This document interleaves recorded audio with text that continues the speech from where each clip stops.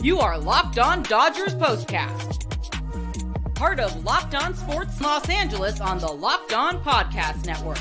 Your team every day. All right. That feels so much better. Dodgers rolling. 9-0, 1 out in the bottom of the ninth. I figured let's get this show on the road. I'm Pete Fox. It's the Locked On Dodgers Postcast on the Locked On Sports LA YouTube channel, the place to hang out when every game is done or nearly done. You can also listen wherever you find your podcasts on the Locked On Dodgers podcast feed.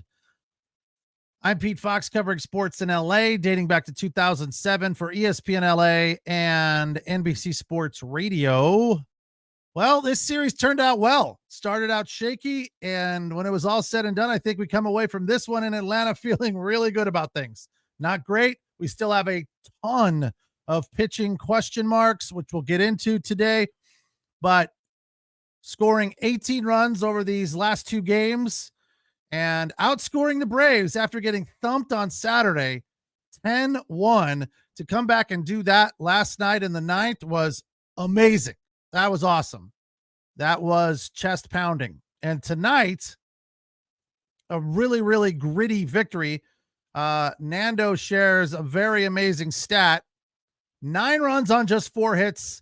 Second time it's happened since 1906. Thank you, Professor Nando. Oh, I'm sorry, BC, not Nando. Nando's there as well. Feeling good about things. Miggy Rojas, player of the game. Totally agree with you there. Got things started. That run that he scored in the third inning was classic heads up baseball. That's what you want from a gritty baseball team that is manufacturing runs when you can't get anything happening against a very good pitcher like Max Fried. So they had, I put it in the thumbnail for the YouTube page. They had scored 5 runs on 2 hits. When it's all said and done, 9 runs on 4 hits. That's amazing. I mean, that is determination to play heads up baseball and make things happen. Manufacturing runs on a wild pitch. Miggy was like halfway down the base path and was like, like no time wasting, not second guessing, not wondering, not thinking, just like, I'm gone. Like, just instantaneously reacting. And that's awesome. So great game from Miggy Rojas. And it was all said and done. His box score is pretty bizarre. 1 at bat officially, scored 3 runs on 1 hit with 1 RBI and 2 walks. So great game from him, without a doubt. Will Smith, not great today. 0 for 4, but he's been good of late. The first note I wrote down was his last 12 games, he's batting .295 with an .863 OPS. That's very nice to see. And then Tommy Edman came into this one 7 for 15 with 5 home runs in his last 5 games. And he got the, I don't want to call it a rally, but he got on base there in the 5th inning to kind of get something started for the Dodgers. And ultimately scored one of their 2 runs in the 5th inning. So he continues to be red hot. And I think Yamamoto came out today and definitely was not as good as his first return performance from the IL, but got a bunch of nice breaks and had a bend, don't break sort of mentality. Some of that you can lay at the doorstep of the Atlanta Braves. At one point in time, I think through the 5th inning, they were 0 for 10 with runners in scoring position. They finished the game 0 for 12 with runners in scoring position. That's not something you look for. That's not something you should be proud of. That is an unfortunate statistic for a night that they left one hanging out there, that they probably at least should have been in this game with so many runners in scoring position early on. But Yamamoto kept getting outs, and the Dodgers defense kept doing everything they needed to do, making herky-jerky, effective, untextbook plays like Kike Hernandez did to throw out that guy at home plate in the 3rd.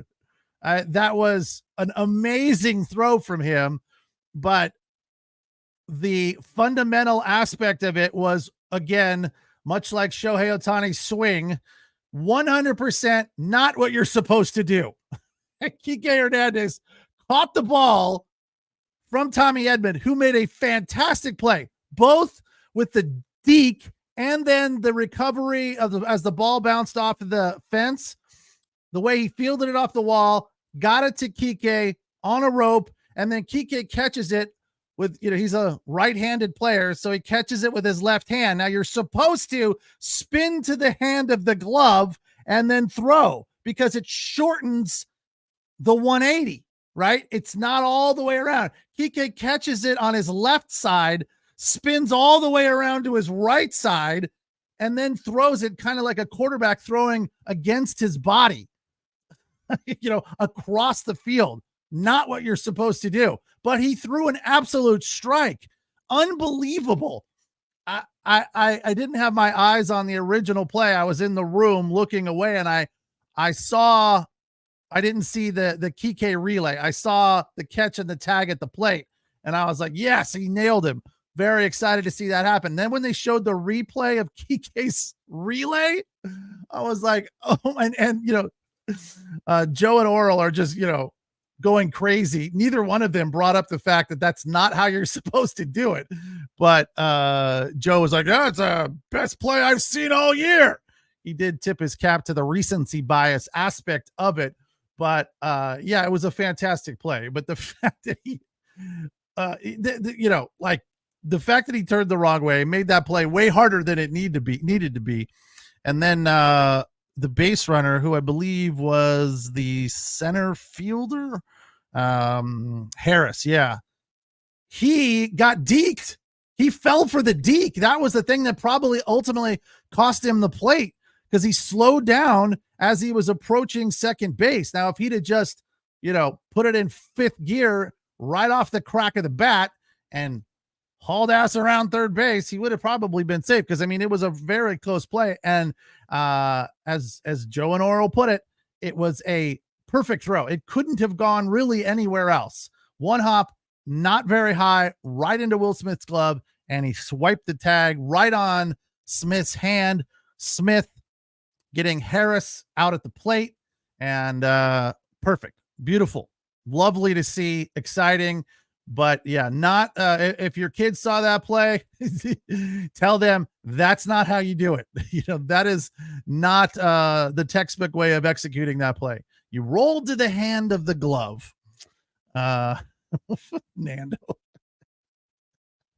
Now that's funny. Nando, you are without a doubt very consistent with the humor. Nando says, why does the Braves manager look like the racist coach in all sports movies? I don't know. He just kind of does. That is a relatively stereotypical look. Snitker, I believe is his name. It's not racist at all. But he does look like that it's like a cheesy B movie character, right? And the star quarterback is Filipino or Mexican or black or something, and should be playing, but he's not, because his son's the quarterback and he's got to be in there. And I gotcha. That's funny. 9-0 the final. Mark says, start a fielding school in the off season. No, thank you. I know just enough to be dangerous, and that's a lot of work coaching kids, man. It is not easy. I have a friend who coaches kids. He's been on here a couple times, Mark, old co-host of mine. He coaches them in hitting, and it's a lot of work. Fortunately, it's like a double-edged sword. If the kid comes and takes lessons and then goes out and performs and improves, then you feel great. But if the kid goes out and doesn't improve, then the parents are like, what's going on? Why is my kid not getting any better? And it's not always the coach's fault. Sometimes there are other things in play. We'll take the first break. Jesus has a question about Glasnow's injury. What's your hot take on why pitchers are hurt more frequently than before? I don't have a hot take, but I do have an opinion, and we have more information about Dodgers starting pitchers and where they are in their rehab. So we'll get to that right after the break.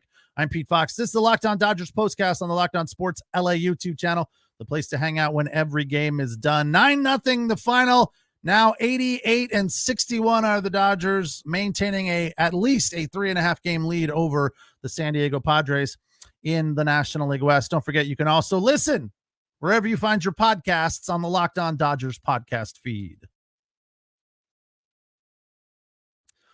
Tonight's episode of the Locked On Dodgers postcast is brought to you by our friends at FanDuel. You've heard us talk a lot about FanDuel. Of course, America's #1 sportsbook. Well, we got something a little different for you now through September 22nd. Today is the 16th, so you got basically a week to get this done. All FanDuel customers can bet $5 and get a 3-week free trial of NFL Sunday Ticket from YouTube and YouTube TV. Then with a YouTube basic plan, you'll be able to watch every regular season Sunday afternoon out-of-market game. All you need is a Google account and a current form of payment, and you can cancel at any time. The Sunday Ticket is awesome. If you're a football fan, it's like having I always use the analogy when you were a kid and you had the little video game cartridges. That's the way it was when I was a kid. Now I know you just download it. But as a kid, if you didn't have the cool game and your friend did and they loaned it to you, you got to go home and just play that game all day and night long by yourself, not waiting for your friends to jump in. That's what it's like to me, the NFL Sunday Ticket. All of the games are there, and you can, like, this one's boring, I'm going to go check out another one. Ooh, I wonder what's going on over there. That's what is so great about the NFL Sunday Ticket, so you should definitely check it out. And visit FanDuel.com, download America's #1 sportsbook to make that deal happen.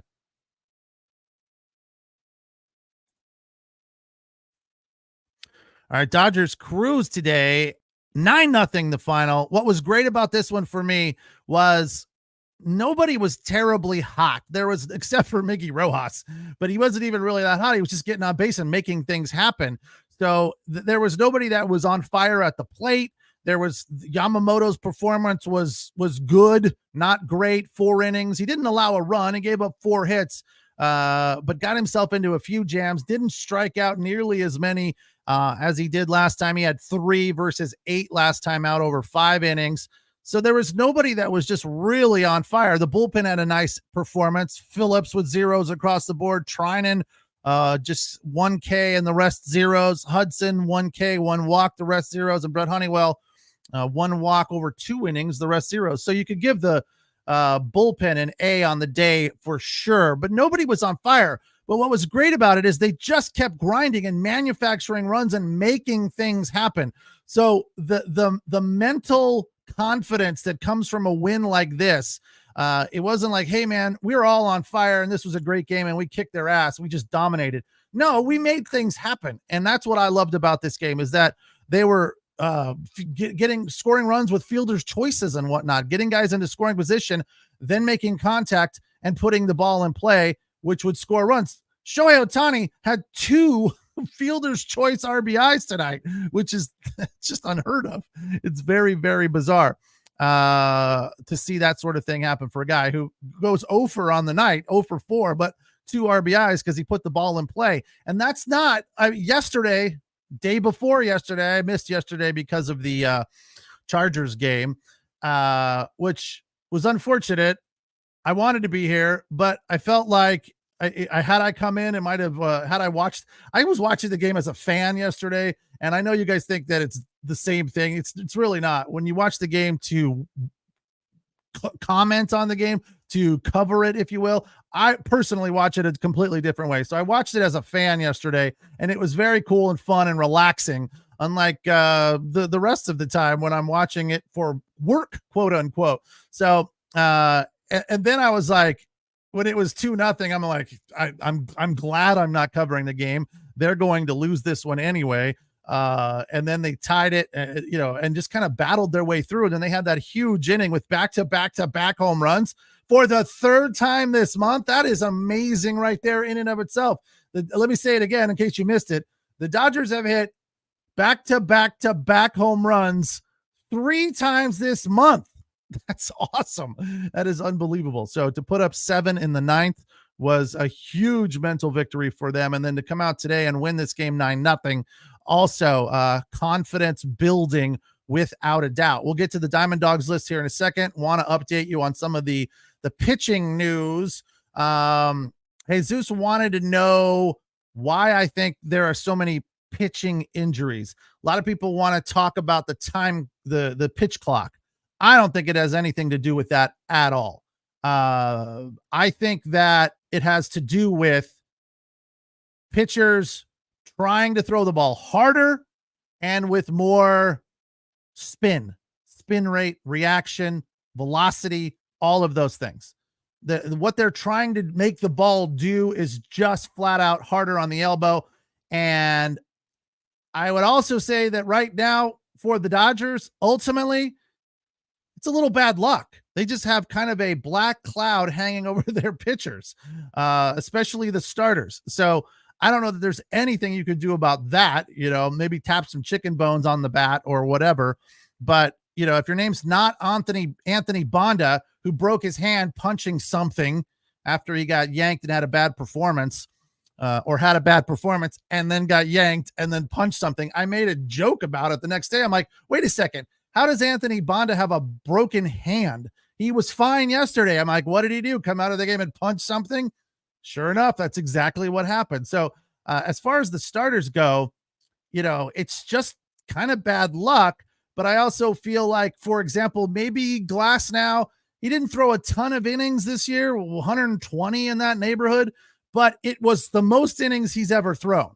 So that was something kind of hanging around the Dodgers statisticians and sabermetrics guys. They were obviously aware of it, and they were probably trying to figure out a way to get him deeper into the season, being somewhat leery of him throwing too many innings. And sure enough, it came up to bite him with some swelling in the elbow or tenderness or whatever he's got going on. And it just hasn't improved, and they don't feel that it will by the end of the year. So they're probably going to take the safer route there and say, you're done. They're shutting him down unless some sort of miracle happens.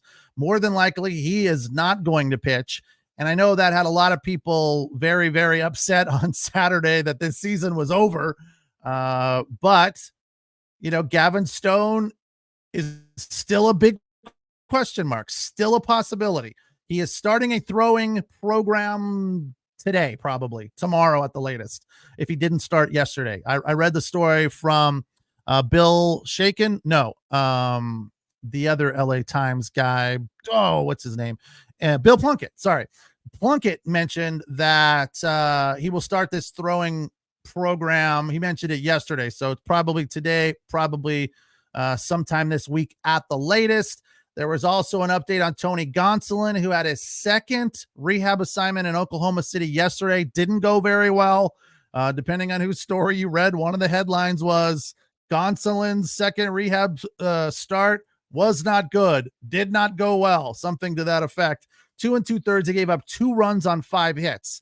So I don't know that Tony Gonsolin is an answer, but I do believe Tony Gonsolin, if he's healthy, could be an innings eater for the Dodgers, because it also doesn't feel like Clayton Kershaw is going to be somebody that will be available. The toe thing is too much of an issue. And even if he was 100% healthy, I don't know that they should go down that road as far as being a starter in the postseason. I've suggested maybe they make somebody like an opener, like a Brazier or a Phillips or somebody like that, who can come out, trying and pitch 1 inning, and then Kershaw comes in potentially. I don't see that happening. I don't think this toe is going to get better to where he can pitch in the postseason. But there definitely has to be some positivity coming off of Walker Buehler's start yesterday. I am willing to say that Walker Buehler, to me, is not dead yet. Bobby Miller, I think his opportunities are few and far between. But Bobby Miller comes out and has a couple of good outings down the stretch here with 13 games to play. Then maybe, So I think with 3 healthy guys, and Buehler is healthy. Let's be honest. He's healthy. Yamamoto's healthy. And Flaherty's healthy. If you've got 3 guys, you're going to be okay. if one of them's Walker Buehler, if he can figure out how to pitch backwards a little bit more like he did last night. It's so funny. I was laying in bed kind of trying to fall asleep. I couldn't fall asleep on Friday night after that 6-2 loss. I was just like, ugh, so frustrated by that.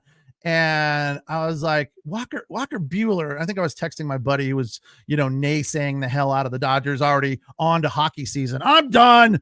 Dodgers are done. On to hockey season. I'm like, relax, calm down. Like, really? Tyler Glasnow means that much to you and the success of this team? I can't believe you're going to throw away this whole season because Tyler Glasnow is not coming back. I mean, the Dodgers have more to offer than just Tyler Glasnow. So anyway, I was laying there and I started thinking, I'm like, I feel like Walker Buehler is not far away. His velocity is good. He's still throwing it in the mid to high 90s. He just can't throw so many damn strikes over the middle of the plate. His outing before Saturday, second to last outing, he was throwing the ball in the wrong place. His location was bad. The control was good, but the location was bad. His action on his curveball was decent, just like it was yesterday, but he was just pitching smarter yesterday. He was working backwards, starting them with curveballs and not throwing fastballs over the heart of the plate in a hitter's count. So I feel like if he can build on that, he's going to be okay. I don't know that he's going to be the Walker Buehler pre-Tommy John surgery or pre-second Tommy John surgery. But I feel like he'll be okay. He'll be good enough to get them through the early part of this postseason, right? It's going to be tough when they come up against, as you guys have pointed out many, many times, the Dodgers struggle against the other team's number one, just like they did on Friday against Chris Sale, right? Couldn't get anything going there. So I think Sale pitched on Friday, didn't he? If the Dodgers can get through the first round of facing whoever wins that wild card series, I'm feeling like it's going to end up being Dodgers Phillies in the NLCS, and the Phillies have a heck of a good pitching staff. So that's the problem for me. The offense for the Dodgers can hold up, can prop up, if you will, a shaky outing from a guy like Walker Buehler. You need him to be okay. Now, if he comes out and gives up 4 or 5 in the first inning, then you're in trouble. That could be a problem. I don't think that sorry, I got distracted. Mr. Seabad said something funny. Heard a rumor that Gonsolin is headed to Springfield, Ohio if he doesn't straighten out. I love political MLB jokes. All right. We're not supposed to talk about that, Seabad, but you did, not me. Anyway, I feel like Walker Buehler is there. He's close. He's not far away. And I feel like what happened last night gave the Dodger coaching staff a lot of confidence in what could be from Walker Buehler in this postseason. When we come back, we'll talk about the K's, the strikeouts from Yamamoto. There wasn't a bunch of them, but we'll talk about them because they were impressive, even though they were few and far between. And we'll do the Diamond Dogs list, which I did not get to. Started rambling about pitching, and I will tell you the Dodgers magic number after the break. It's the Locked On Dodgers Postcast on the Locked On Sports LA YouTube channel, the place to hang out when every game is done. Tonight's episode of the Locked On Dodgers Postcast is brought to you by these guys, PrizePicks. PrizePicks.com. Although it says Locked On NBA, why does it say that? It shouldn't. I thought I downloaded the right one. The Locked On MLB PrizePicks. Well, when you go to PrizePicks, make sure you use Locked On MLB as your code. It's the #1 daily fantasy sports app with over 5 million active members. It's the easiest and most exciting way to play DFS. Unlike other apps, PrizePicks, it's just you against the numbers. You pick more or less on 2 to 6 players and their stat projections for the day and watch the winnings roll in. PrizePicks is the only real money daily fantasy platform with an injury insurance policy so that your lineups stay in even if one of your players gets injured. If your player leaves in the first half and doesn't return, PrizePicks keeps your selections alive. You can now win up to 100 times your money on PrizePicks with as little as 4 correct picks. If you pick those red demons that pay more, they're harder to hit, but sometimes, the green goblins are hard to hit as well. I had a 3 projection selection going tonight. I had Shohei to just get on base with a base hit, so his total bases were 0.5 or higher. Lost that. I had Yamamoto going 5 Ks. He had 3 Ks. Lost that. And I don't even remember what the third one was because it doesn't matter at this point. So I'm in a horrific PrizePicks losing streak. I got to figure out a way to get something happening here just to get back on track. To get something going in the win column. So download the PrizePicks app today and use the code LOCKEDONMLB and get $50 instantly when you play just 5. That's LOCKEDONMLB on PrizePicks.com. $50 instantly when you play just 5. You don't even need to win to receive that $50. It's guaranteed. PrizePicks.com. Run your game.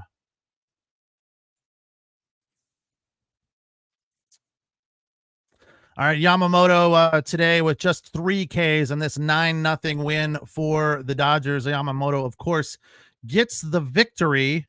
Did he? No, he did not. Evan Phillips got the victory. I thought Yamamoto made it through. Oh, you got to get through 5. That's why. Sorry. He was leading when he left, but he only pitched 4. You got to pitch 5 to get credit for the win. So Evan Phillips gets the win, 3-1. But Yamamoto had a 3K, started with a 4-seam and then another 4-seam up, and then the slider away. What's interesting about that to me was he was dominating people his first outing off of the IL with the split finger, and the split finger just wasn't working as well. I mean, he got some swings and misses with it tonight, but he wasn't striking people out with it. They were putting the ball in play, and the Dodger defense was taking care of business. But what I liked about the 3Ks were, all right, well, the splitter's not working. I'm going to figure out other ways to strike guys out. So he did that with the fastball, and he located fastballs in the right spot in the right counts to get guys to offer at them. So that second strikeout was a fastball up. It was a good 6 to 8 inches above the strike zone, swing and a miss. So that was nice to see that he was pitching smart again. I think this guy is a very, very smart pitcher and has lots of stuff. Still trying to get it all back on track coming off the IL, but he's definitely there. And let's just hope he keeps improving down the stretch here. As they said, they want to get him 4 starts before the end of the season. So he's had 2 now. And they said that after his last one. So that would mean 3 more. 3 more. I don't know. I'm hoping for 2 more, and we don't want to overwork him because he's not used to going on short rest. These Japanese guys, rather, they pitch normally coming from Japan on 7 days rest. So 4 to 5 days rest for a Japanese pitcher is just not what they're used to. Here's the Diamond Dogs list for tonight. In at number 5, Tommy Edman, a leadoff double to right in the 5th. He would come around to score for the Dodgers in a 2-run inning there. For number 4, Miggy Rojas had a jam shot flare to right for an RBI. That was also in the 5th inning. I believe that's how Tommy Edman scored. For number 3, Shohei Ohtani, a fielder's choice RBI in the 5th. That made it 3-0. Then in the 7th, a fielder's choice RBI for Shohei Ohtani. That made it 4-0. Mookie had a sac fly RBI in the 7th. That made it 5-0. Do you see a trend here? Scoring runs by putting the ball in play. None of those were base hits. Fielder's choice, sac fly, and then Freddie a bomb, 345 feet, a 3-run shot. That made it 9-0. Hit it to left field for his 22nd homer of the season. So a nice series for the Dodgers. They leave scoring 18 runs over their last 2 games and outscored the Braves in this series 18 to 16. And splitting this series in Atlanta when you were kind of dealing with some pitching issues is a good thing. They come away from this thing with a magic number of 9 to win the series, the West rather. And again, I don't know necessarily that is really that important, but it would be nice, as I said, to have some time off to get some of the starting pitchers healthy. Although there's always that scary thought of losing whatever momentum you have because you're sitting around for a week while these other teams are playing meaningful games and you're just waiting and you're losing your momentum and you're losing your grit, your determination, your energy. So they've talked about it. Freeman was on the broadcast about 2 weeks ago saying, yes, we're aware that it's a problem and, we're trying to figure out ways to solve that problem. We're trying to figure out things that we can do on that week off if we do hold on and win the West that will keep us hot, keep us focused, keep us filled with energy and momentum, and we don't, come into that series flat like they have the last couple of years. So 9-0 today. Dodgers take care of business. Evan Phillips gets the win, beating Max Fried, who's now 9-9.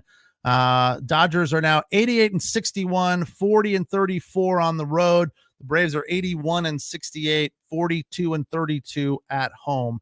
Right back to work tomorrow, on to South Florida to face the Marlins. First pitch at 3:40. Bobby Miller will get the start versus Darren McCoggin. We'll see. I don't know. Never heard of that guy. But we'll do at least 2 crossovers with our friend Grease from Miami, who covers the Marlins, Grease Haber. So I don't know if we'll do it tomorrow, maybe first and third, maybe second and third. I don't know. Stay tuned. So crossovers are coming here for Dodgers Marlins. Bobby Miller will get the start tomorrow. Again, first pitch at 3:40. We'll see you right after the game. Thanks for watching. Thanks for your comments. Enjoy the rest of your night. We will talk tomorrow. Take care.